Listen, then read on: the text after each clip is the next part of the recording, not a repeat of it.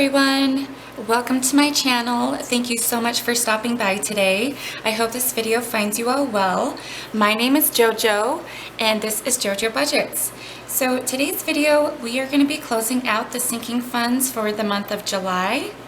I'm going to be showing you guys how I use my paycheck budget sheets where I track my expenses made from the different categories I have for my sinking funds. These are all the different categories. I'll link my original June sinking fund closeout video in the description box below if you want to see more of the different categories that we have. But otherwise, I'm going to go ahead and get you guys switched over and we'll get started. Alright, so here we are at my sinking fund transaction table for the month of July. These are my paycheck budget sheets for those of you who are new here. But I reconcile my sinking fund transactions during my weekly check-in. I did do a week 4 check-in yesterday. And on my transaction log, I highlight each of the sinking fund transaction purchases in blue, and that's how I track them. And you can see this one on the 26th of July, we made a purchase at Petco. We purchased fish, and we have a pet sinking fund category, but we do also budget monthly for our pets' various monthly needs. But this sinking fund for our pets is more if we want to purchase a pet or if we need to pay for a vet bill, something like that. But these are the tables and how I track them. This was for paycheck number 1, so week 1 and week 2.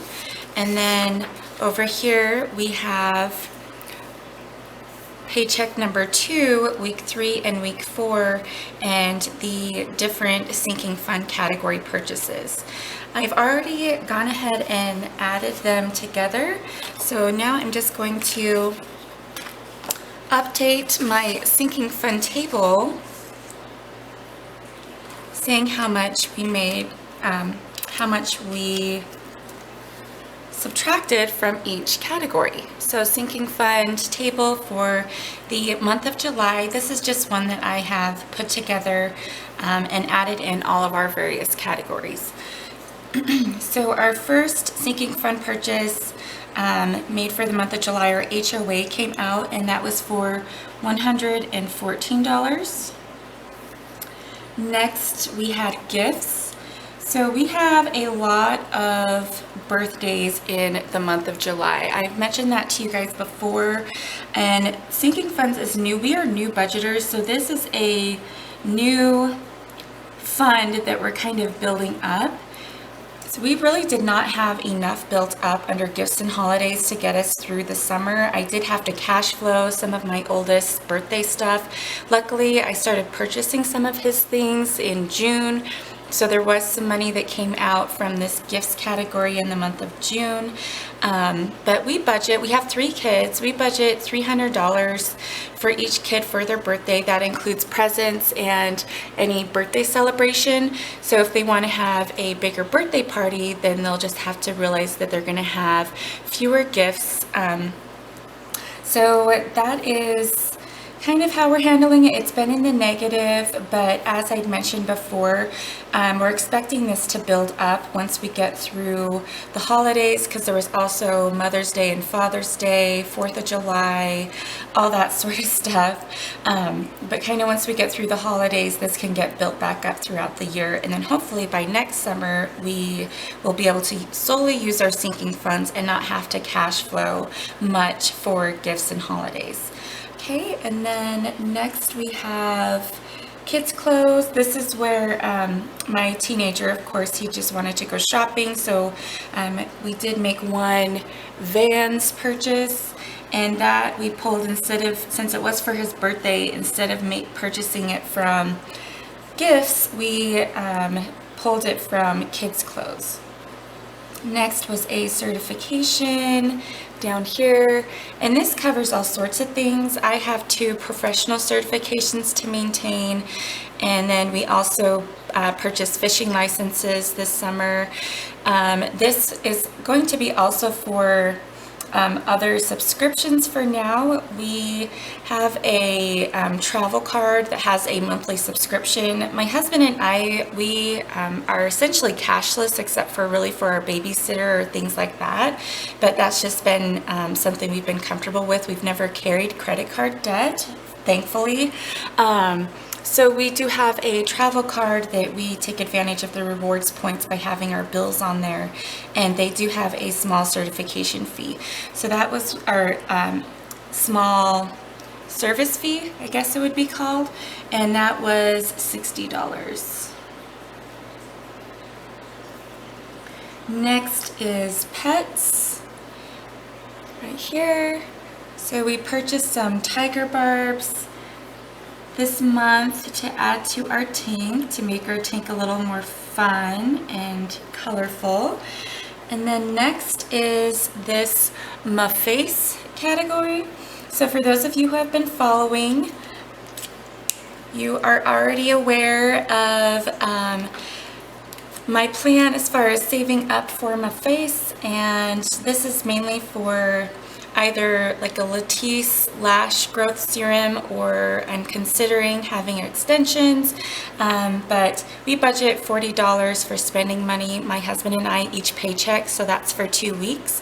Obviously that's not going to cover some of those more expensive purchases or beauty purchases that I am wanting to make.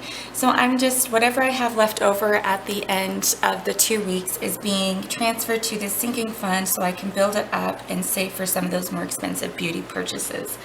And this is $30.14 that I'm adding this month. And then interest, we did have a little bit of interest that trickled in, and that was 2 cents.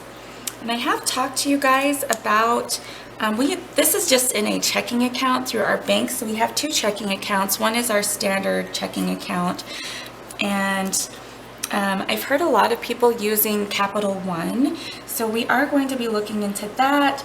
I will keep you guys posted on kind of what our plans are with our different accounts and how that relates to debt repayment and that sort of thing, because we are on a debt-free journey right now for the goal of financial freedom. All right, so adding these up, we started the month of July with $2,774.42 in this account. Throughout the month, we added $965.16.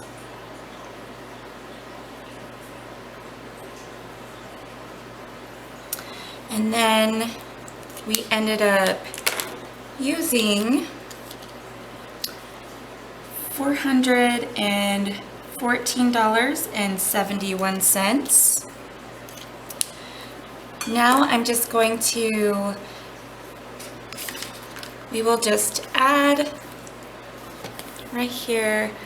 I'm just going to add, subtract, and then come back with the ending and the overall ending balance and my updated August sinking funds sheet. All right, and I'm back. I've gone ahead and updated this ending column over here after adding for some and then adding and subtracting for other categories.